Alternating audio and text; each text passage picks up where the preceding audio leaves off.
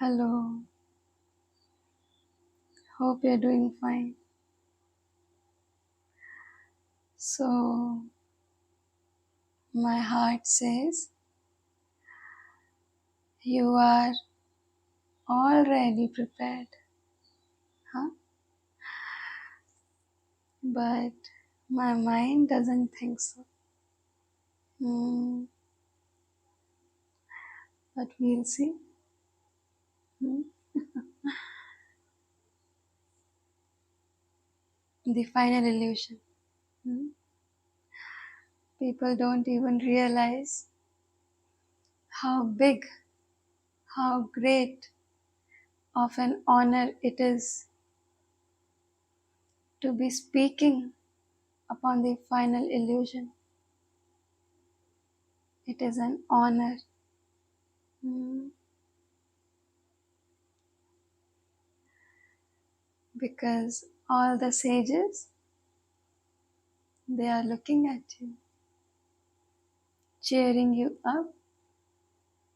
Uh, so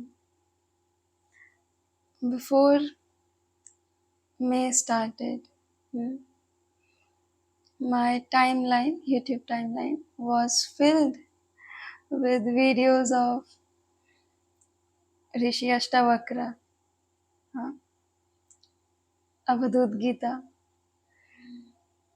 and who else was it? Dhammapad. So suddenly I saw all these videos on my timeline. Hmm. And I was like, these ascended masters, they are showing me that you have support, you have all the wisdom. Hmm? That's how helping, hmm, divine forces are. Before May started, Arunachala visited my dreams. Hmm. No, this happened yesterday. Huh. But before that, I saw Bhagwan in dream. So, Guru never leaves you. Hmm? And I asked for support because how can I target the illusion without being free of it? And I am not free of it. I'm just like you. I only have fleeting, fleeting experiences, hmm, where I have gone into Nididhyasana many, many times. And I have experienced a state where there was no triputi. Huh? The mind was one pointed. Hmm. But yet, I am not free of this illusion. So, how can I talk about it? Hmm? What is the purpose? But still, Guru says there is no need to worry. Huh? So, you know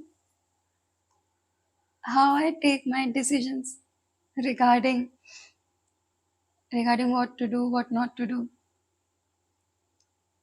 So, in March, before I started uploading videos, I started on 8th of March.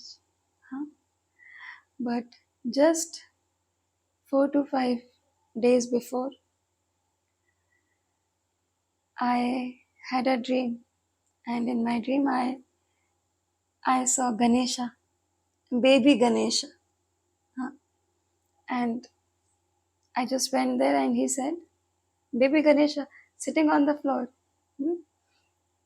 And he's saying, Papa बुला रहे हैं. And then I said, ठीक है, जा रहे हैं. So, like siblings. हाँ ठीक है, बस. And when I woke up, I was like, what did I do? But then I realized, oh, it's time to work. It's time to expand. Lord Ganesha is the frequency of expansion, right? So I realized, oh, it's time to expand. Okay, let's get to work now. That's how supportive these deities are. Hmm?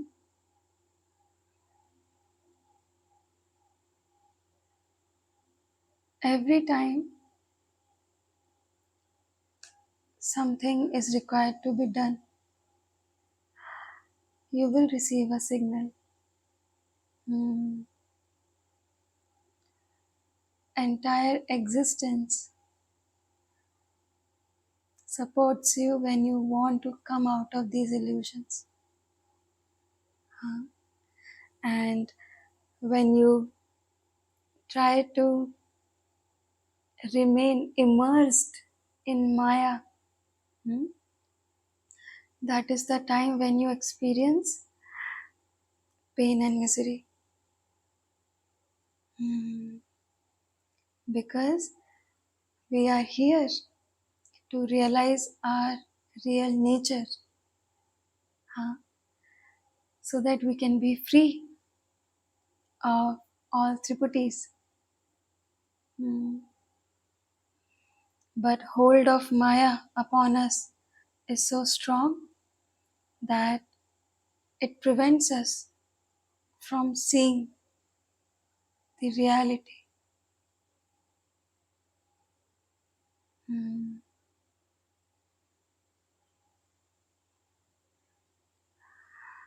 The final illusion. First, have this understanding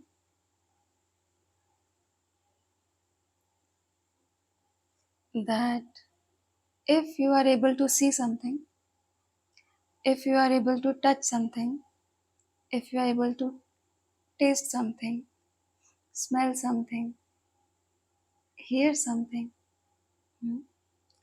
then that object, that sound, that visual, that thing cannot be you. If you are able to see anything, let's take this pen as an example. You can see this, and that's why you are not this pen. It's not because this pen is here and I am here, and so this pen is not a part of me. No. This pen is not a part of this body. But this body itself is unreal. Because the mind is looking at the body. Do you see this? The mind is looking at the body, and hence there is the presence of two, the mind and the body. If mind does not receive the body, does not see the body, then mind would be just one. Still, the mind is one only. Try to understand what I am saying. Uh,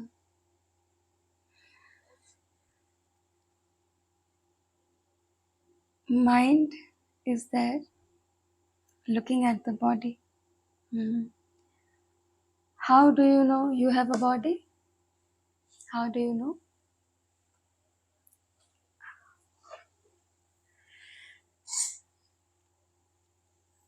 How do you know you have a body? Mind is receiving the body. Mm. So now,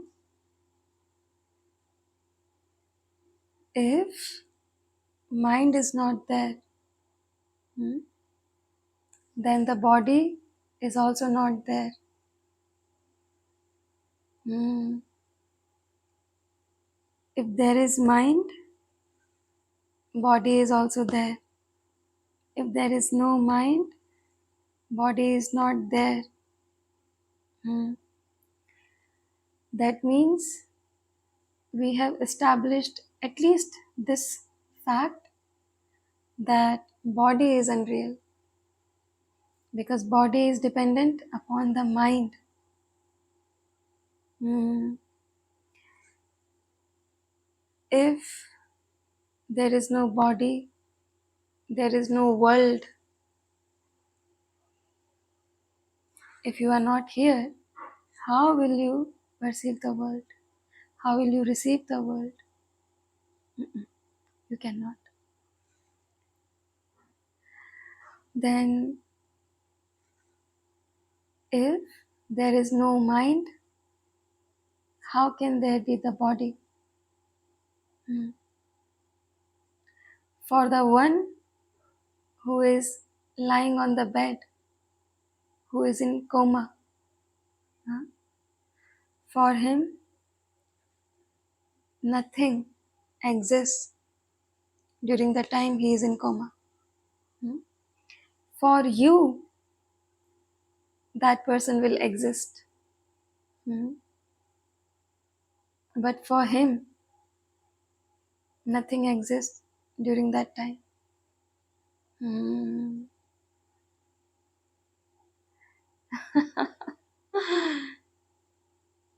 If there is no mind, there is no body. If there is no body, there is no world. Hmm? So now you understand that world and body are dependent upon the mind.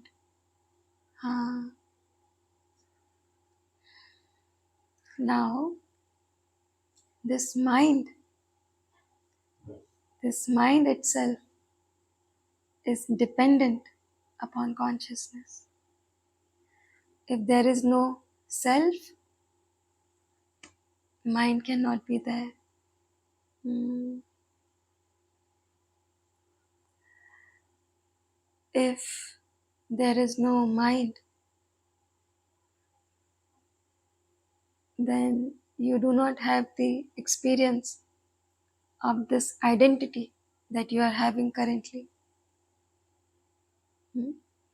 So you perceive yourself as this person living in samsara.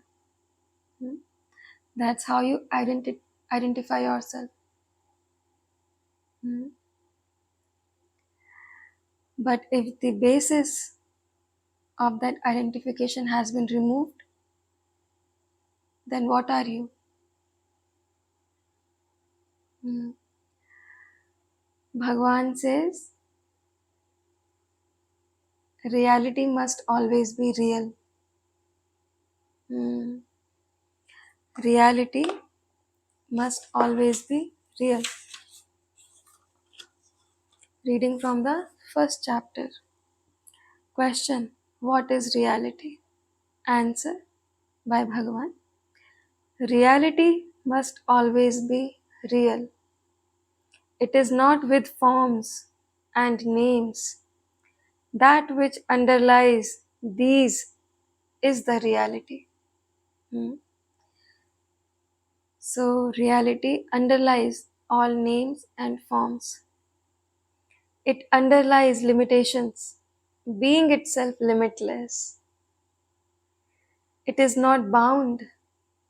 It underlies unrealities, itself being real.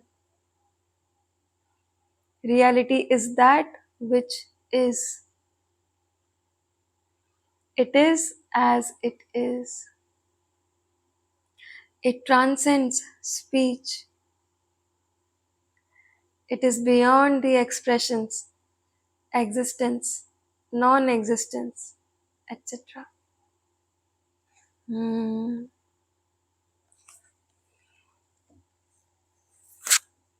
So reality must always be real. So now understand that you exist in three states: in waking state, in dreaming state, and in deep sleep. Sleep. Hmm. Apart from these three states, you do not exist.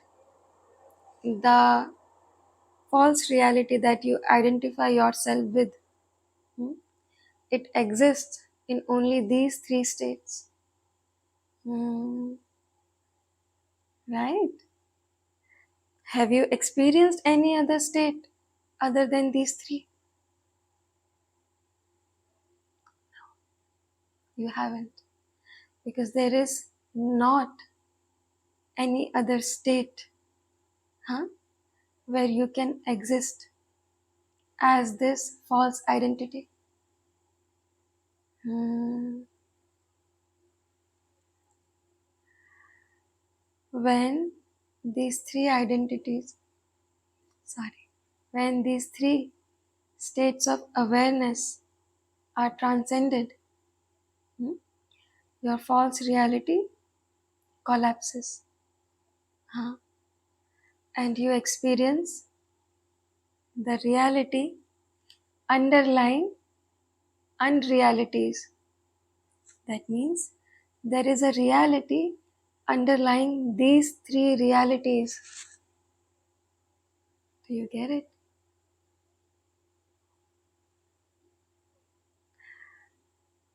In the waking state, if there is no consciousness within you, will you still be awake? No. If there is no consciousness, you will be dead. In the dreaming state, if there is no consciousness, will you still exist?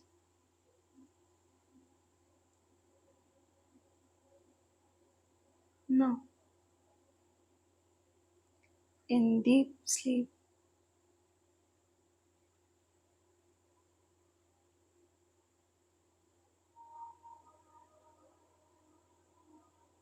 in deep sleep, if there is no consciousness, hmm, will you still exist? So, consciousness is the reality underlying these three unrealities. So, these three states appear to be real. Hmm?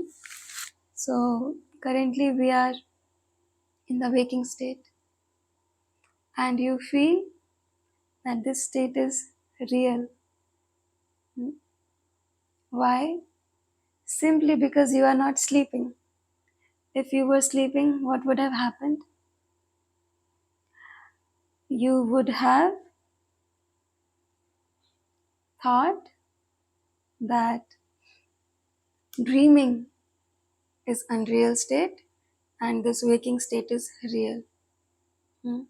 Similarly, for deep sleep, huh, you will consider this as unreal and the waking state as real. Hmm? Because you see everywhere and your mind is able to receive the world.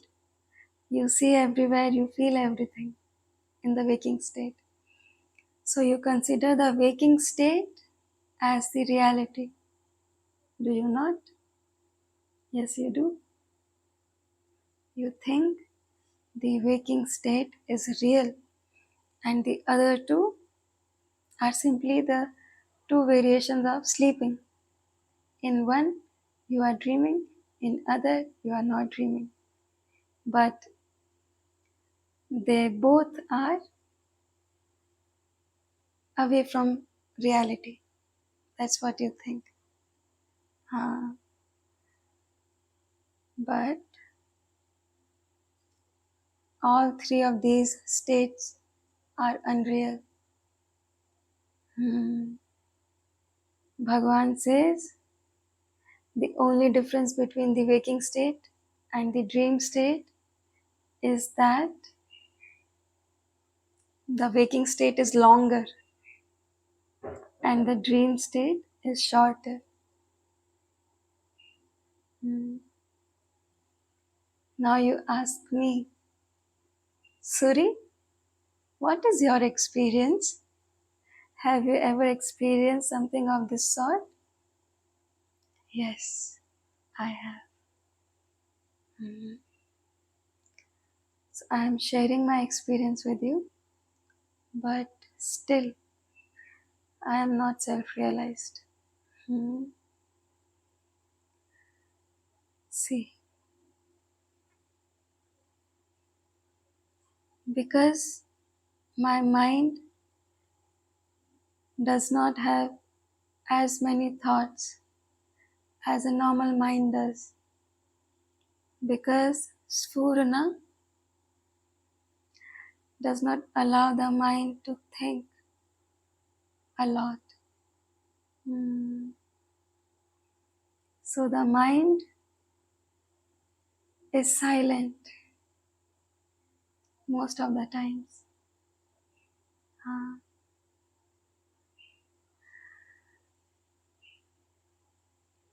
When the mind is silent, it is not even planning or strategizing for the next action that is required to be taken. For example, if I have to get up from here and wash dishes, the mind will not say, oh, बहुत समय हो गया, चलो बर्तन धो लेते हैं. Because mind is being quietened by Sphurana. So mind doesn't say anything. And yet, the body gets up and starts to wash the dishes. Currently, whatever you do is being instructed by your mind. Here at this junction, many people argument with the concept of procedural memory. They say that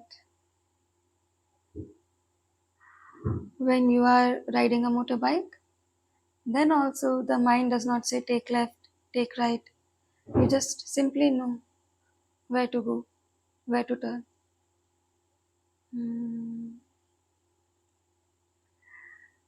But how do you sit on the bike? At that point, mind should have said, okay, let us just go and start the bike. We have to reach there within half an hour. So hurry up. This is planning. This entire thought process most of the times is absent within me. So the mind is not thinking anything.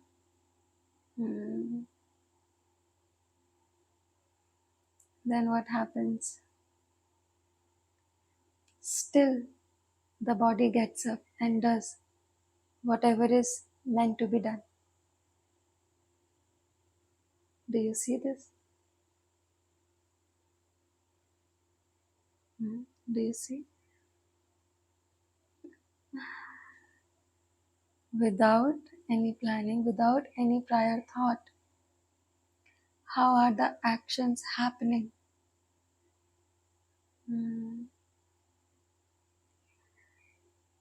It is because body is working as an automaton.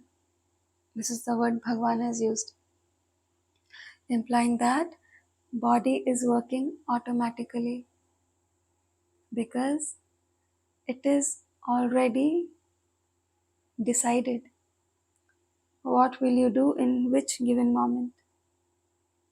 Huh? In the book Day by Day with Bhagavan by Dev Raja Mudaliar, the small child who sings in front of Bhagavan. In that book, there is a question raised by him to Bhagavan. That Bhagavan, you say everything is pre-decided, so even the fact that I am picking up this fan and then again putting it down, is this incident also pre-decided, or just the major events of life are pre-decided, predestined? So Bhagavan says everything is predestined. The body is working on an automatic mode, but you are not aware of it because your mind is never silent. But because my mind has experienced silence to some degree, not in its entirety, to some degree, I can see that I am doing actions without planning for them. Suddenly, I get up and I'll fill the bottle, put it in the fridge, come back and lie down without any thinking.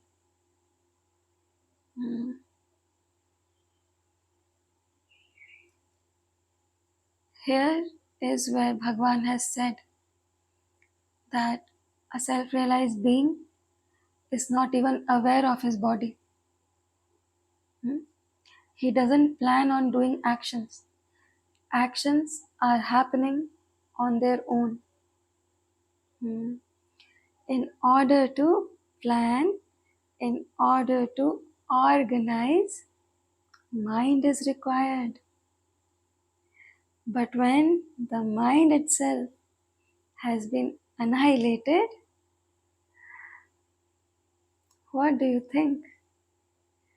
You think the person will not make any action, will not perform any action, just because their mind is now annihilated and they have become self-realized? No. कर्म शरीर से बंधा है. शरीर कर्म करेगा ही. Body is made for action, and thus actions will be performed by the body whether the mind has been annihilated or not. The only difference is that once your mind has been annihilated, it becomes evident that yes, body is working on its own. The mind has nothing to do with what the body is doing.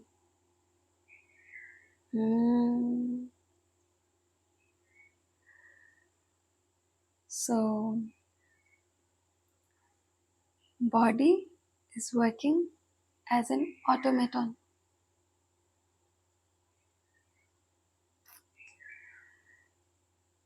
But it is hard for you to experience this. And I would not have been saying this with such conviction if I myself had not experienced this. Hmm? Because most of the times my mind is silent and yet I am doing actions. Hmm? I can say that it's true. And thus, every word coming out of Maharshi's mouth, huh?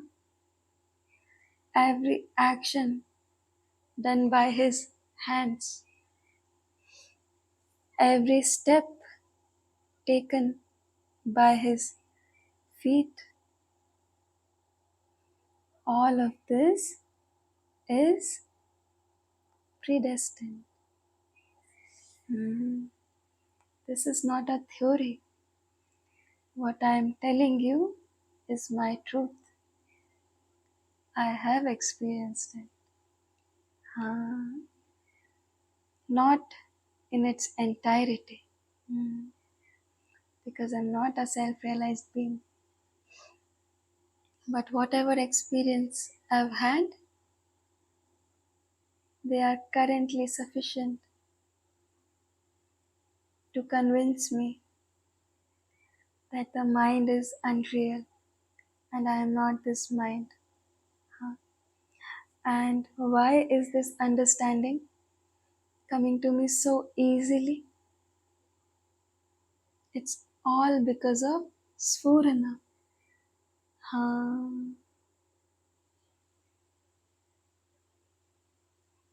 Sphurana keeps the mind anchored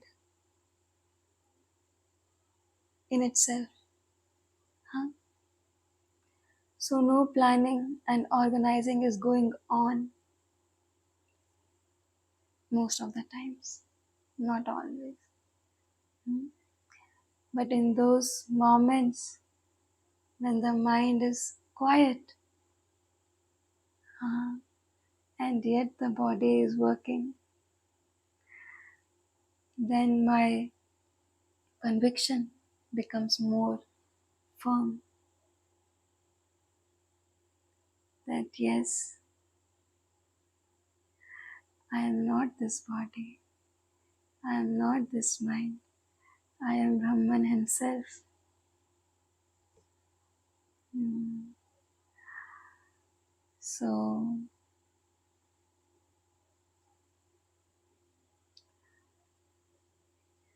Sphurana is within all of us, hmm, but it makes its appearance known. What am I saying? It makes its presence known when you pursue self-inquiry. Hmm? What will happen is mind will become silent, and when the mind becomes silent, you can feel Sphurana. You will feel it in your ears. Hmm? So in the beginning, I used to hear Sphurana. Huh? Now it is here, burning within my chest. Huh? Excuse me. And this is why a self-realized being has no attachment towards anything, because his identification is not with the body. It is not with the mind, this programming. Hmm? His identification is only with the self. Now imagine that I am slowly identifying myself with Sphurana. Hmm? Still, it will take some time, but I have started to identify myself with Sphurana. So, the grasp of mind is becoming loose. Hmm? And in the absence of a strong grip, I experience freedom. Because mind is always wavering, it's always shaky. If you do not have Sphurna, you will be anchored in an emotion, because mind will always take up the form of whatever it is experiencing. So if you are experiencing anger and rage, then the mind will take up the form of rage, and you will behave, you will act as rage, as a rageful person. When you are sad, mind will take up the form of sadness and you will appear as a sad person. When you are happy, mind will take up the form of happiness and you will appear cheerful and joyful. But when the mind starts to identify itself with Sphurana, what happens is there is constancy in behavior. Even if you are experiencing death, your behavior will be constant. Even if you are undergoing some stressful situations, your behavior will be constant. This is progress towards self-realization.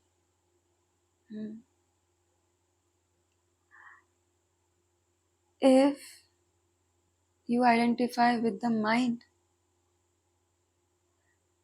your behavior will always have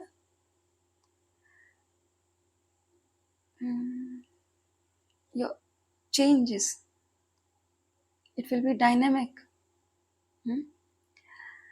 But when you identify with the Sphurana, Sphurana is constant. What happens is there is constancy in behavior.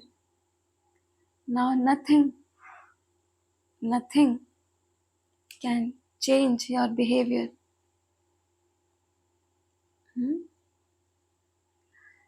And thus in Ashtavakra Gita there is a line that a sage, धीर पुरुष चिंता में रहते हुए भी चिंता में नहीं रहते, वह चिंतित अवस्था में होते हुए भी चिंतित नहीं है. Why?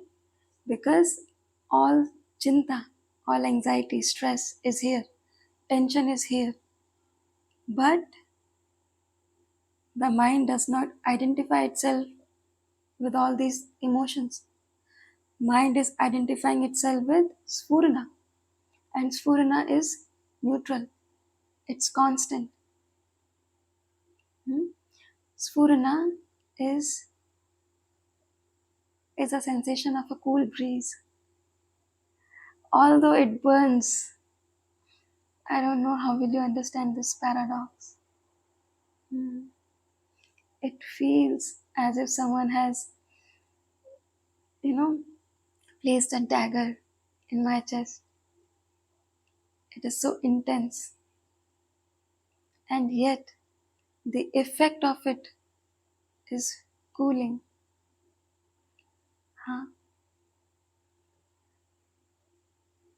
So, even when I am under a stressful situation, I don't experience stress. Even when the mind is stressed and thinking continuously, when the mind is not able to stop itself from thinking, even then I don't feel stressed. So now mind is a separate entity. You see, mind is separate from who? I am. I am Sphurana. I am not the mind. So now the mind, what's happening? So the mind is allowed to do whatever it wants to do. You want to stress out over these everyday situations? Alright, you can do it. You want to sing, you want to be happy, you want to be joyful? Okay. You want to have fantasies, imaginations, visions? Alright. You can do whatever you want to do, Mr. Mind. Because I am Sphurana. I am always constant. Aham Sphurana. Huh? I am the awareness. So in Ashtavakra Gita, there is at least 2-3 statements where the sage has talked about Sphuran. Sphurana. Sphuran is Kampan, Spandan. Huh? Because consciousness is always vibrating. So that vibration is Sphurana, Spandan. So the sage also is talking about it.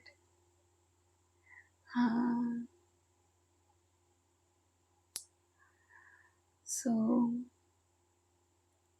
I would like for you to read this book. Start with introduction. All right. There you will read about Bhagavan, and then the chapter 1, the nature of the self. Here you will understand few terminologies that we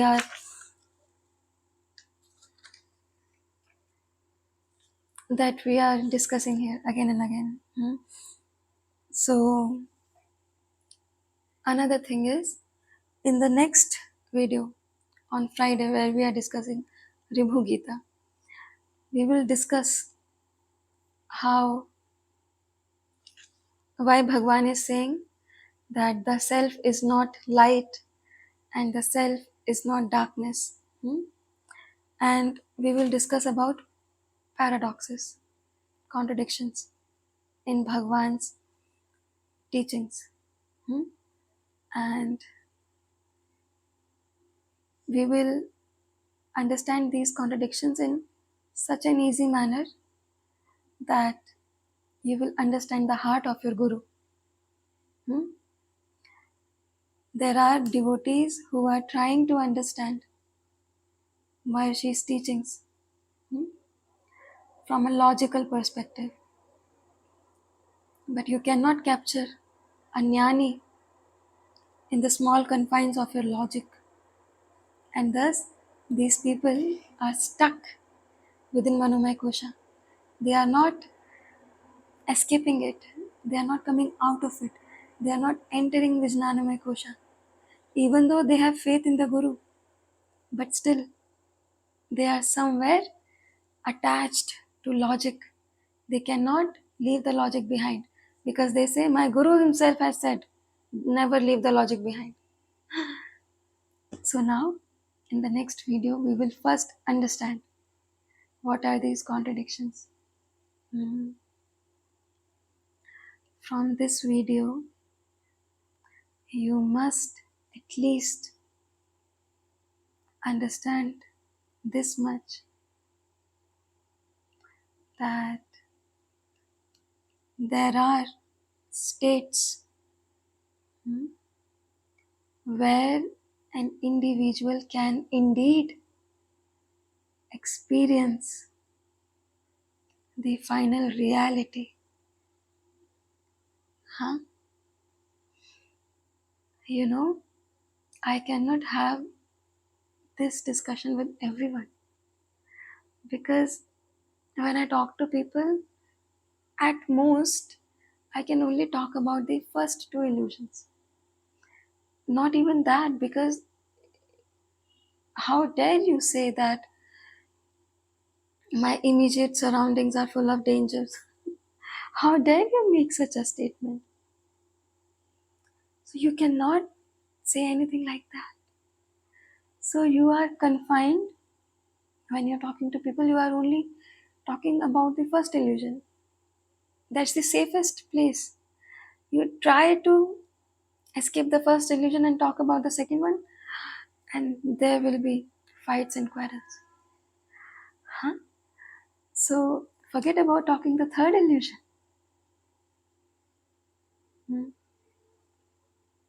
But here, I can talk as much as I want.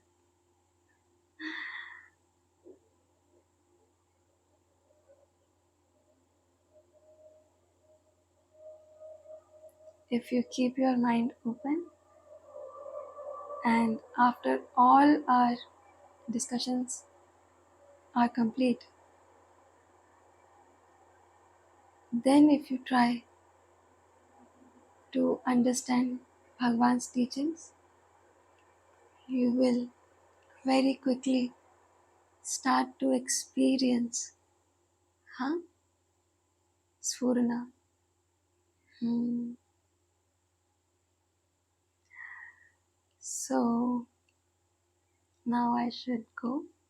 I have already uploaded one video, hmm, but it was short, so I have recorded another video. Hmm. Now I'm going, and I am mentioning the link for Ashtavakra Gita in description box. Hmm. Now you can listen to it. It's fine because now we are already discussing the third illusion. So you can listen to it safely. It's fine. Huh? All right. Take care, and I'll see you in the next video.